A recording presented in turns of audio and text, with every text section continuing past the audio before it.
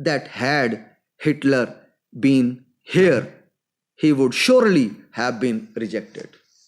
And these kinds of law, they deserve to be rejected.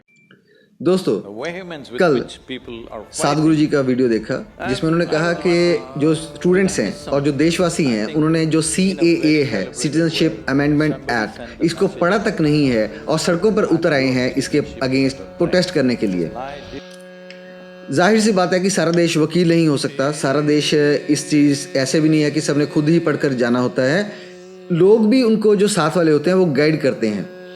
आज हम देखेंगे कि जो सदगुरु जी कह रहे हैं कि इसमें एक्ट में ऐसा कुछ नहीं है जिसका विरोध होना चाहिए, क्या ये बात सच है कि गलत है। तो सबसे पहले हमें जानना है कि ये जो CAA है, सिटीजनशिप अमेंडमेंट एक्ट, ये करता क्या है। ये दोस्तों बहुत ही एक छोटी सी अमेंडिंग एक्ट है। ये देख लीजिए, ये गैजेट ऑफ इंडिया है, इसके ये फर्स्ट पेज लगा लीजिए, सेकंड पेज है और ये देखिए ये थर्ड पेज है। इसमें कोई ज़्यादा सेक्शन नहीं है ये, लेकिन 3 या 4 सेक्शंस को चेंज करता है सिटीजनशिप जो एक्ट है 1955 की उसमें। लेकिन अगर सदगुरु जी जैसे वो कहते हैं कि मैंने 24 घंटे लगाए इस एक्ट को पढ़ने में और मुझे इसमें कुछ भी ऐसा नहीं लगा जिसका विरोध होना चाहिए, तो मैं ये बताना चाहूँगा कि जब हम इसकी पहली लाइन पढ़ते हैं इस अमेंडमेंट एक्ट की जो सेक्शन 2 है, उसकी हम पहली लाइन पढ़कर देखते हैं कि इसमें ऐसा क्या है कि जो पूरा देश है वो सड़कों पर उतर आया है, देश में बवाल मचा हुआ है और हर तरफ हर कोने में देश के किसी ना किसी वजह से इस छोटी सी पीस ऑफ लेजिस्लेशन के अगेंस्ट प्रोटेस्ट चल रहे हैं। यहाँ तक कि लोग मर रहे हैं, यूपी में लोग मर गए हैं, नॉर्थ ईस्टर्न स्टेट्स में तो डेथ्स का मुझे पता नहीं है, लेकिन वो भी इसका विरोध बहुत अलग रीज़न करके, लेकिन उतने ही स्ट्रेंथ के साथ, उतनी ही पैशन के साथ वहाँ पर वो कर रहे हैं। ऐसा क्या है इस एक्ट में ये हम जानते हैं। इसका हम सेक्शन 2 पढ़ते हैं। जो ये अमेंडिंग है सेक्शन, ये सेक्शन 2 को अमेंड करता है जो सिटीजनशिप एक्ट है हमारी 1955 की, जिसके तहत हमारी जो सिटीजनशिप है वो डिफाइन होती है कि हम बाय बर्थ हैं, बाय रजिस्ट्रेशन हैं कि बाय डिसेंट हैं, जैसे भी है वो उस एक्ट में ये चीज़ें डिफाइन करी गई हुई हैं। और ये जो अब आजकल बात चल रही है NRC की NPR, ये भी उसी जो 1955 की सिटीजनशिप एक्ट है उसी के तहत ये चीज़ें हैं। तो आइए चलते पहले शुरू करते हैं कि ये इसमें है क्या। सेक्शन में ये कहता है, provided that any person belonging to Hindu, Sikh, Buddhist, Jain, Parsi और Christian community from Afghanistan, Bangladesh और Pakistan who enters into India on और before the 31st day of December 2014, बीच में छोड़ देता हूं, shall not be treated as illegal migrant for the purposes of this act। सीधे सीधे तौर पर धर्म को सिटीजनशिप डिफाइन करने के लिए बीच में ले आया गया है लेजिस्लेशन के बीच में। ऐसा ये नहीं है कि मैं कहता हूँ कि पहली बार हुआ है, लेकिन जो धर्म के तौर पर जो लॉज बनाए जाते थे वो किसी पर्टिकुलर धर्म के लिए, उनकी किसी एक्टिविटी को कंट्रोल करने के लिए या उनकी किसी एक्टिविटी को एडमिनिस्ट्रेट करने के लिए, जैसे कि श्राइन्स एक्ट हो गई, SGPC एक्ट हो गई, जो वैसे भी प्री कॉन्स्टिट्यूशन एरा के लॉज हैं, उनके लिए बनाए जाते थे। ये एक पहला ऐसा लॉ है टू माय नॉलेज जिसमें रिलीजन को लेकर पर्सनल लॉज के अलावा जो स्टेट के अफेयर्स हैं उसमें रिलीजन को सेंटर स्टेज दिया गया है। अब इसमें ये देख लीजिए कौन से रिलीजन्स आ जाते हैं। इसको हम ऐसे कह सकते हैं HSC BJP religions, HSC Hindu, Sikh, Christians, Buddhist, Jain और पारसी, इनके लिए ये एक एग्जम्पशन इन्होंने पहले ही दूसरे जो सेक्शन में अमेंडिंग करता है उसमें दे दी है। और ये कौन से कंट्री से आ सकते हैं। ऐसा नहीं है कि जो भूटान से क्रिश्चियन आएगा, जो हिंदू आएगा श्रीलंका से, उसको भी इसमें एक्ट के बीच में रिफ्यूज मिल सकता है, या एक्ट के तरीके इसमें उसको लीगल माइग्रेंट के तौर पर कहा जा सकता है, देखा जा सकता है। ऐसा नहीं है। ये सिर्फ 3 कंट्रीज हैं जिनको हम बाप कंट्रीज कह लीजिए, बांग्लादेश, अफगानिस्तान, पाकिस्तान, जहाँ पे ये लागू होता है। अब सीधे सीधे तौर पर सदगुरु जी को तो कोई इसमें चीज़ विरोध करने लायक नज़र नहीं आई, लोगों को आ रही है।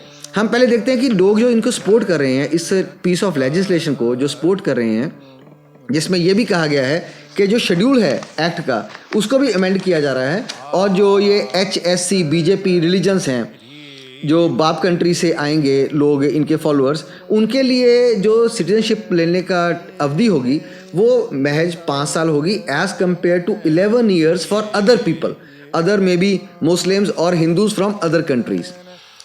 इनको ये प्रावधान इसमें कर दिया गया है। ये एक और प्रावधान ये है कि इनको for the purposes of this act, इसमें ये कह दिया गया है कि for the purposes of this act उनका जो इलीगल इमिग्रेशन का स्टेटस है, जो ऑफेंस अगर उन्होंने कोई किया है, तो that would not be a hindrance for the purpose of their getting citizenship और making an application under the citizenship act. तो ये भी उन्हीं को HSC बीजेपी रिलीजन वालों को ही ये जो एग्जम्पशन है वो मिलेगी, बाकियों को नहीं मिलेगी।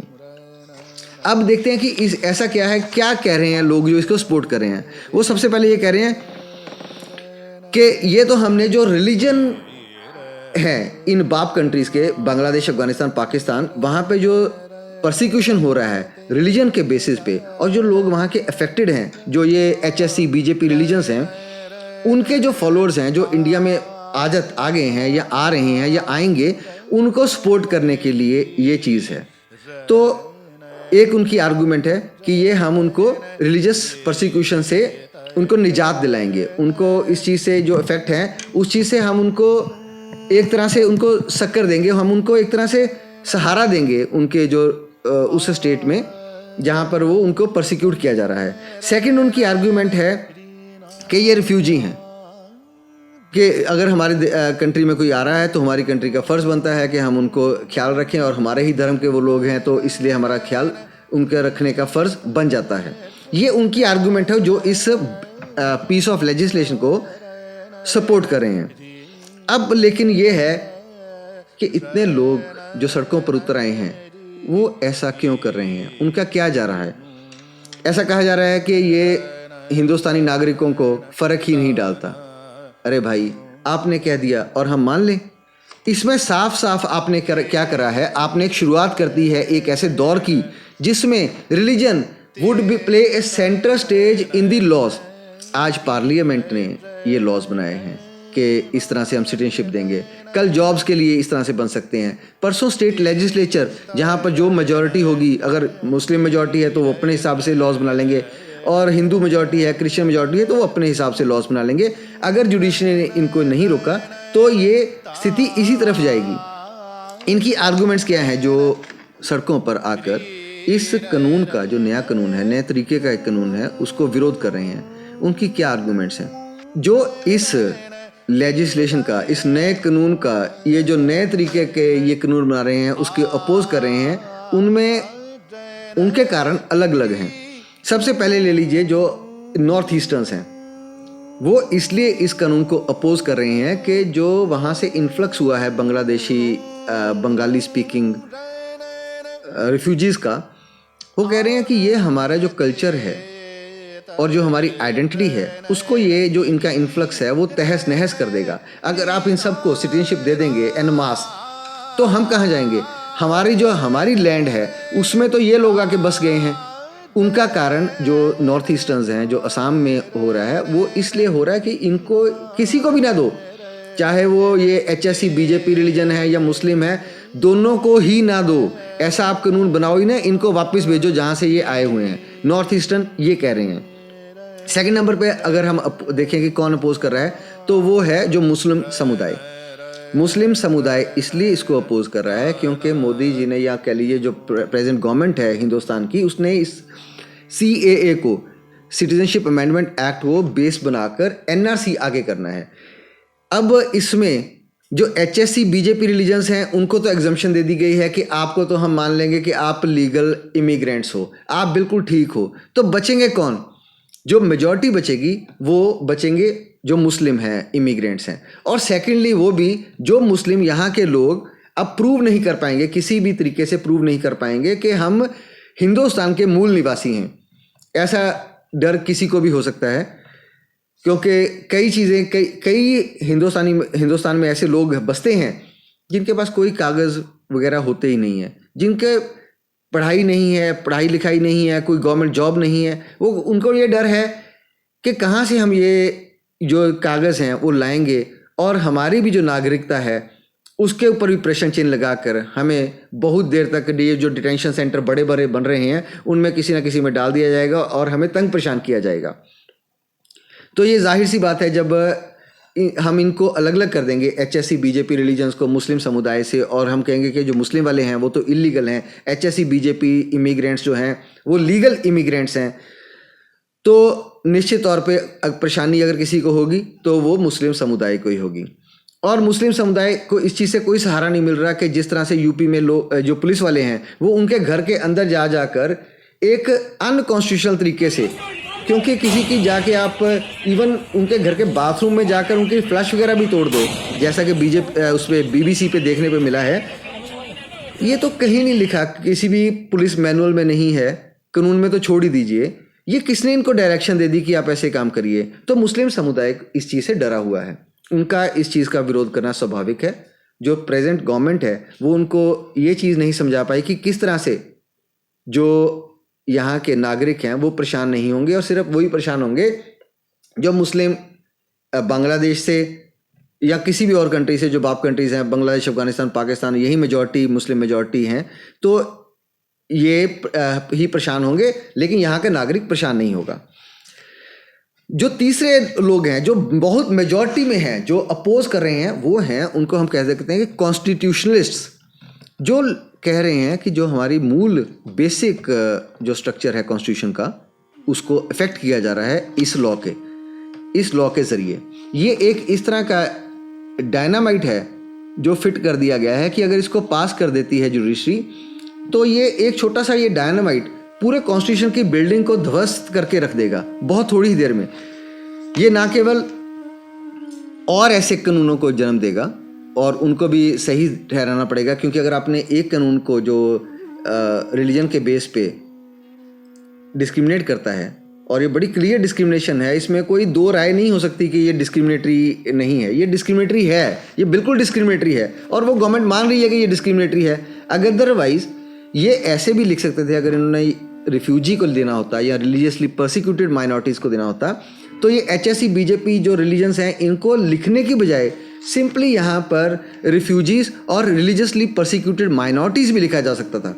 लेकिन ये एक ऐसा टेस्ट पिन, एक ऐसा टेस्ट इंजेक्शन लगाया गया है पूरे हिंदुस्तान को। ये देखना चाहते हैं कि क्या हिंदुस्तान इस तरह के रिलीजियसली डिस्क्रिमिनेटरी लॉज को एक्सेप्ट करता है कि रिजेक्ट करता है। तो कॉन्स्टिट्यूशनलिस्ट जो हैं वो सड़कों पर इसलिए उतरे हैं और ये बताने के लिए उतरे हैं कि हम इस तरह के कानूनों का, ना केवल इस कानून से हमें कोई पर्सनली फ़र्क नहीं पड़ता, आज नहीं पड़ता, लेकिन हमें पूरे देश को, हर देशवासी को, आज के नागरिक को, कल के नागरिक को और परसों के भी जो नागरिक आएंगे उनको भी इस चीज़ से फ़र्क पड़ेगा। क्योंकि एक बार आपने धर्म को बेस बना दिया लॉज बनाने का, जो बिल्कुल पर्सनल नहीं है, बिल्कुल सामाजिक तौर पे सोशल लॉज हैं, उनका बेस बना दिया, तो इसका कोई अंत नहीं है कि कहाँ पर ये जाके चीज़ें रुकेंगी। फिर वो एक रीजनेबिलिटी का भी जो है बहस करते हैं, जो कॉन्स्टिट्यूशनलिस्ट हैं, जो सड़क पे उतरे हैं, प्रोटेस्ट कर रहे हैं कि देखिए ये कैसा रीजनेबिलिटी आप कर रहे हैं कि जो बांग्लादेश, अफगानिस्तान और पाकिस्तान से तो लोग आ रहे हैं, उनको तो आप वेलकम कर रहे हैं, बाहें खोलकर वेलकम कर रहे हैं, लेकिन जो हिंदू भाई इधर से श्रीलंका से तमिलनाडु में आते हैं उनको आप कहते हैं कि आपको हमने कुछ नहीं इसमें एक्ट में देना। जो क्रिश्चियन अगर कोई भूटान से आता है, मुझे नहीं मालूम कि कितने आए हैं कितने नहीं आए, लेकिन अगर आता है हाइपोथेटिकली, तो उसको लिए भी कोई इसमें कोई प्रावधान नहीं है कि उसको कोई बेनिफिट दिया जा सकता है। तो रीजनेबिलिटी की तर्ज पर भी जो ये कानून है ये फेल हो जाता है। इसके अलावा कुछ सवाल खड़े होते हैं इस कानून पर कि इस कानून को रीजनेबली आप लागू कैसे करोगे, इसमें आप रिलीजन की जो डेफिनेशन है वो क्या दोगे, क्या जो अथीस्ट हैं, जो किसी भी रिलीजन को नहीं मानते, क्या आप उनको कुछ भी नहीं दोगे? आप उनको किन के साथ रखोगे? HSC BJP रिलीजन्स के साथ रखोगे अथीस्ट को, कि मुस्लिम के साथ रखोगे? अगर आपने रखना ही है तो उनकी कोई क्लैरिफिकेशन है ही नहीं। ऐसा लगता है जैसे स्टेट ने ये सोच लिया है, जान लिया है, समझ लिया है कि बिना रिलीजन के कोई इंसान इस दुनिया में हो ही नहीं सकता। जो हर रिलीजन को रिजेक्ट कर दे, ऐसा कोई इंसान नहीं हो सकता। और सदगुरु जी ने भी कुछ ऐसा ही समझ लिया है कि जो अधीष्ट हैं, जो नहीं मानते कि कोई रिलीजन को मुझे फॉलो करना है, ऐसे कोई नहीं है, और इसलिए उनको कुछ गलत ही नहीं लगता उस एक्ट में, हालांकि मेरे जैसा को लगता है। अब ये कौन सर्टिफाई करेगा कि ये हिंदू है, मुस्लिम है, बुद्ध है, सिख है? यहाँ पर एक केस हुआ था गुलीन कौर, जिसमें काफ़ी हेयरिंग के बाद ये तय हुआ कि जो बाल रखने हैं वो सिख रिलीजन के लिए अनिवार्य हैं। अगर आपने सिख बनना है तो आपके बाल कटे हुए नहीं होने चाहिए। उसमें भी बहुत टाइम लगा था उसी एक छोटे से फैक्ट को डिसाइड करते करते। इस तरह से आप हर बारीकी में जाएंगे तो कितनी देर में डिसाइड कर पाएंगे कि ये बंदा मुस्लिम है, सिख है, पारसी है, कि थोड़ा मिक्स हो गया है कहीं पे। अगर ये क्या जो उनकी पेरेंटेज है वो मिक्स्ड है, पेरेंटेज है, उनके फादर हो सकता है सिख हो, जो मदर है उनकी क्रिश्चियन हो, तो आप कैसे डिसाइड करेंगे जो बच्चों का धर्म है वो कौन सा धर्म है। अगर माइनर किसी ने, ये एक और सवाल है कि माइनर किसी ने इस्लाम अपना लिया, उसने इस्लाम को कबूल कर लिया माइनर ने ही, तो आप क्या उस जो माइनर को तो डिटेंशन सेंटर भेज दीजिएगा, और जो उसके मम्मी पापा हैं जो HSC बीजेपी रिलीजन में आते हैं, गिरते हैं उस कैटेगरी के अंदर आके, उसको आप शरण दे दीजिएगा इस कंट्री में। अब ऐसा कैसे होगा कि आपने सिटीजनशिप तो दे दी उसको इसी आधार पे कि वो HSC बीजेपी रिलीजन के हैं, कल को वो इस्लाम आते ही इस्लाम कबूल कर ले, इसकी क्या गारंटी है? क्या आप उनसे कोई बॉन्ड भरवाइएगा कि इतनी देर तक आपने इस तरह के इसी रिलीजन में रहना है? क्या ये उसकी कर्बिंग नहीं हो जाएगी उसकी रिलीजन को, किसी और रिलीजन को अडॉप्ट करने की राइट की? अगर उसकी मैरिज यहाँ पर किसी और लड़की आती है, वहाँ से सिख है, यहाँ पर आके मैरिज उसकी किसी मुस्लिम के साथ हो जाती है और वो धर्म परिवर्तन करना चाहती है, तो क्या उसको नहीं परिवर्तन किया जाएगा? क्या उसके मैट्रिमोनियल राइट्स पे भी इफेक्ट डाल दिया जाएगा? ये है इसकी जो रीजनेबिलिटी पे, इस लॉ की जो रीजनेबिलिटी है और उसकी जो प्रॉब्लम्स हैं उसको इम्प्लीमेंट करने की, उसकी थोड़े से उसकी बात हमने करी। अब तीसरी आती है जो आर्गूमेंट है और जो अपील करेगी हर किसी को, वो है मोरालिटी की आर्गूमेंट। मोरालिटी है, हम ऐसे मानते हैं यहाँ पे जो इस ओर रहते हैं लोग, चाहे वो किसी भी धर्म के हों, जिसको हम वासुदेव कुटुंबकम के नाम से भी जानते हैं, जिस प्रिंसिपल को, कि सारी जो दुनिया है ये भाई बहन ही तो हैं, ये फ़र्क नहीं है। लेकिन गवर्नमेंट ने उनमें फूट डालने के लिए, उनमें फ़र्क डालने के लिए, या पता नहीं किस वजह से, मुझे नहीं आइडिया कि ये किस वजह से ऐसा कानून लेकर आए हैं, हम समझ ही नहीं पा रहे कि ऐसा कानून क्यों लेकर आए हैं, पर ये मोरालिटी की तर्ज पर खरा नहीं उतरता, ये उससे बहुत नीचे है। It is not a moral law, it is almost an immoral law dividing humanity into different religions. इसके अलावा जो आ ही गए हैं, आपका फ़र्ज़ था, जो हमने BSF लगा रखी है, आर्मी लगा रखी है, उनका फ़र्ज़ था कि कोई घुसपैठिया अंदर ना आए। चलो उनका प्रॉब्लम्स होंगी, दिक्कतें होंगी, आ गए लोग अंदर। एक बार जब भाई साहब आ गए अंदर तो उनको आप बराबर से ट्रीट करिए, उनको में डिफरेंट ना देखिए। अतिथि देवो भवो करना है वो करिए, उन सबको बाहर निकालना है सबको बाहर करिए, 5 साल में, 6 साल में, 11 साल में नागरिकता देनी है वो दीजिए, लेकिन सबको एक जैसी निगाह के साथ। कौन से धर्म से हैं, कौन सा धर्म फॉलो कर रहे हैं, भगवान को किस रूम में वो पूजा करते हैं, इन चीज़ों का नागरिकता लेने में मेरे हिसाब से कोई लेना देना ही नहीं है। इसीलिए इन तीनों के जो इस में लोग हैं, इस कैटेगरी में फॉलो करते हैं, जिनको हम कॉन्स्टिट्यूशनलिस्ट कह सकते हैं, वो सड़कों पर उतरे हैं। उनका जो विरोध है वो ना केवल जायज़ है, but it also makes us very proud of the people we are living with. It makes us proud of the country. It makes us proud of the fact that had Hitler been here, he would surely have been rejected. And these kinds of law, they deserve to be rejected. Thank you. Hirdaypal Singh Rahi.